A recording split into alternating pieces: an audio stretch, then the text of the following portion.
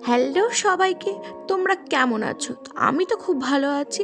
দেখে বুঝতেই পারছো যে সেই গাছ কৌটোটা, এটার ফুল টিউটোরিয়াল ভিডিওটা নিয়ে চলে এসেছি আমি।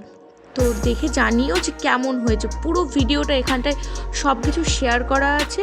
তো প্রথমে আমি বেস কালার হিসেবে রেডটা চুজ করেছি, কারণ রেডের ওপরে বেশিরভাগ দেখতে ভালো লাগে।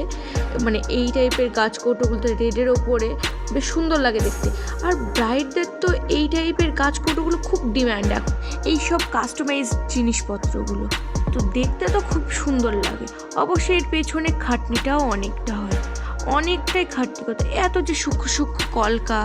তো আমি এখানে বেশ ভেবেছিলাম যে একটু সূক্ষ্ম কলকাগুলোই করব।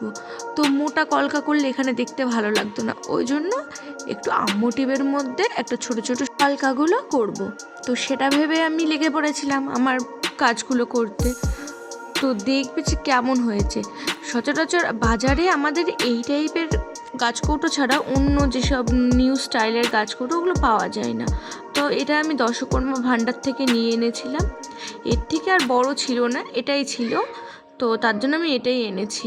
তো দেখে অবশ্যই জানাবে যে ডিজাইনটা কেমন লাগছে। তো সামনেটা তো হলো, পেছনটা একটু বেশি ফাঁকা ফাঁকা লাগছিল, ওই জন্য একটু বেশি ঘন করে কাজগুলো করলাম, যে এই সাইড দিয়ে আর একটা হালকা কলকার বেস টেনে করি।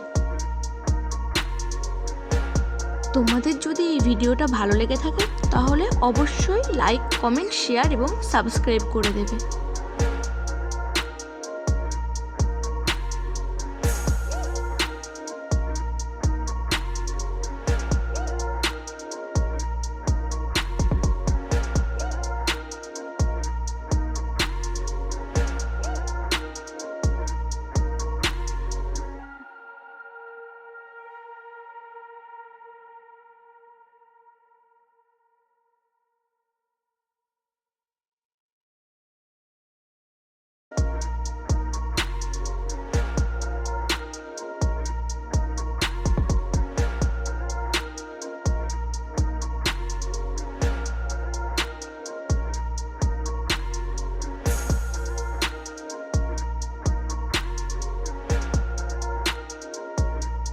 আর শেষে একটু ভালো করে সুন্দর করে তোলার জন্য পুঁতি বসিয়ে দিলাম।